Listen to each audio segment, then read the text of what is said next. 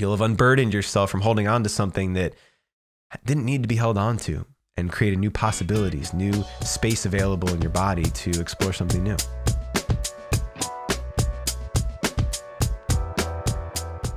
All right, I'm gonna ask you an honest question, so get ready, here it comes. What is that one conversation that you have been putting off forever that you really need to have right now?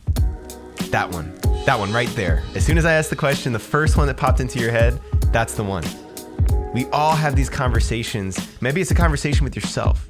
Maybe it's a conversation with somebody else. Regardless of what it is, what is that thing you've been avoiding facing off with because you're afraid of what somebody else is gonna think? You're afraid that it might ruin a relationship. You're afraid of what it might call you forward into, what you might have to do as a result of having that conversation. That's the one. I want to talk about that conversation today because every single one of us has another edge to lean into.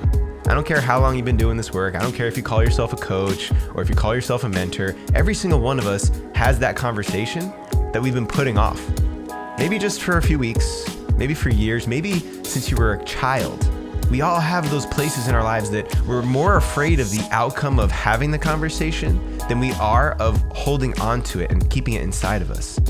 The ego convinces us that, well, if you say that thing to that person that you've been avoiding saying, then you're going to be safer from it, right? If I keep avoiding it, then I won't have to face off with the pain of hurting someone's feelings or admitting to something that I did a long time ago. We're so afraid of the resultant outcome of that conversation that instead we internalize it, and it acts like a cancer just gnawing away at our integrity. Because that visceral feeling that you have, that I know we all experience on the inside of when something's not congruent, that feeling we have when something just ain't right, it's not settled, I'm unresolved, I haven't reconciled that feeling yet, it doesn't go away. And I don't care how long you wait, it never dies until it's faced off with. It's like a wound that needs to be exposed to the sunlight so that it can heal. We gotta be able to face off with those things, have those conversations, say the uncomfortable thing, and also be ready for whatever the fallout is from that dialogue. So if it's a conversation that you need to have with somebody else, maybe it's admitting something to a sibling, your mother, your father, a close friend, an ex-girlfriend, a coworker, an employer, anybody that you haven't been having that conversation with, a little bit more truth, a little bit more honesty than you've been able to muster. You need to have access to it. You need to be able to get yourself to that place, because in the meantime, you're living your life with this aching, nagging feeling inside that's affecting the way that you show up. It's affecting your ability to trust not only the people around you, but most importantly, yourself. You see, there's a direct connection between my sense of honor and personal integrity and the conversations I'm not having. The conversations I'm not having, every time I feed into that egoic request not to have that conversation, my integrity is getting the message up. Yep, he's not gonna step up again. He's not gonna face off with that thing. I can't trust him to have that uncomfortable moment.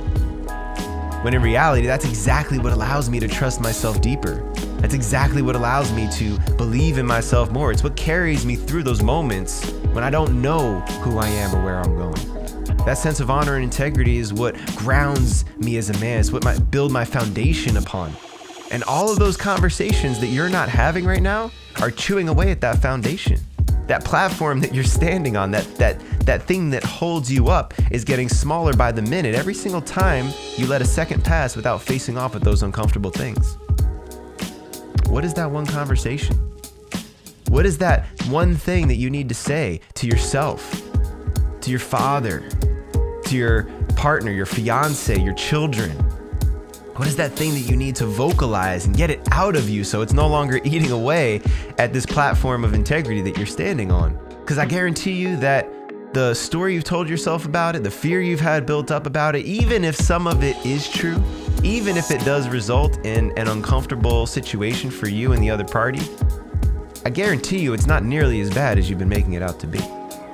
And I know, because I've had countless amounts of these conversations throughout the course of my life. What I didn't expect, what I didn't know, and this is the part that I really want you to pay attention to, is how much more spaciousness I have in my body once I have that conversation. How much better I feel once I've been able to admit to my mom there was a period of time where I didn't want her to be in my life. That's a real conversation that I had just a few years ago. I called up my mom and I admitted to her there was a time in my life where I wanted nothing to do with her. And my mother, for any of you guys who don't know her, her whole mission in life was to be a mom.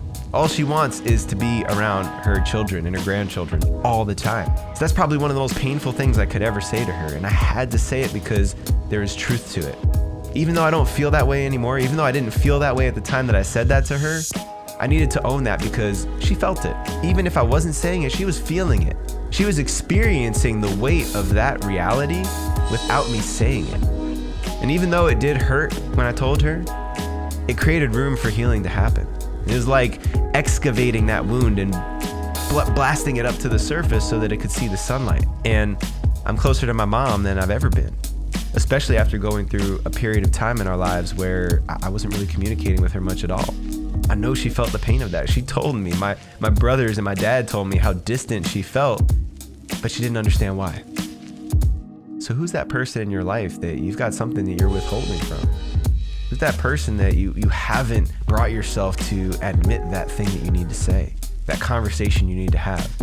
It's not always confessing a sin or a transgression or some place you did somebody wrong. Sometimes it's just a vulnerable truth.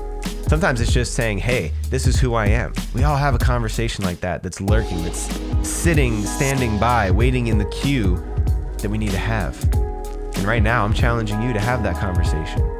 That same conversation, the one that popped up in your head as soon as I posed the question, that almost immediately after your ego said, nope, not that one.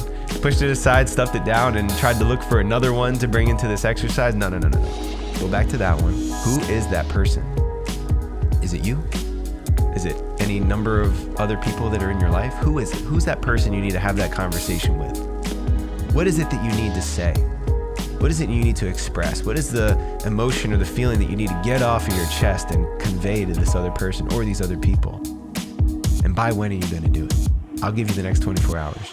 Within the next 24 hours, reach out to that person and at least request the audience for that conversation. Maybe you can't get them on the phone within 24 hours, but reach out and ask for the space to have that conversation. You don't have to tell them exactly what it is yet. Just say, hey, I'd like to have a conversation. Are you available to speak sometime the next day?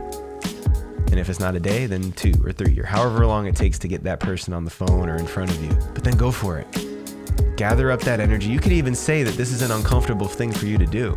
Bring honesty to the conversation, right? Say, this is really hard for me to say. I have been holding on to this for years. And I've just decided that I want to get it off my chest because I believe that I'm making it out to be a bigger thing than it actually is. So I thank you for holding this space for me. And here it is. Lay it out there. Trust yourself. Take that risk. Jump off of the edge and realize that it's just words. It's just a feeling and an emotion that's being articulated. It's not going to be the end of you. And then see how you feel on the other side of it. That's what I want to hear about. Send us a message. Put a comment down here if you're watching the video. And tell us how it feels, both before, during, and then after you unload that thing. I'm not promising that it's going to be comfortable. Definitely not promising that. I'm not promising that it's going to be some sort of fairy tale happy ending at the result of the conversation. But what I am guaranteeing is that you'll feel more spaciousness there because you'll have unloaded this burden of holding on to something in secret. You'll let it go. You'll have unburdened yourself from holding on to something that didn't need to be held on to, and created new possibilities, new space available in your body to explore something new. So, I challenge you. Have that conversation. Have that tough conversation. Go for it. You can do it. You'll make it. You'll survive. There's going to be life on the other side. The sun will rise again. But I guarantee you'll feel different. And let us know how it goes. If you enjoyed this video and you know somebody else who needs to hear this message, please share it up, like it up, send it directly to somebody and ask them to watch this video. It only takes 7 or 8 minutes to watch it to receive the medicine. And maybe, who knows, maybe this is the message that changes the course of everything that you've been going through. Thank you always for your support and have a wonderful week. I'll see you next time.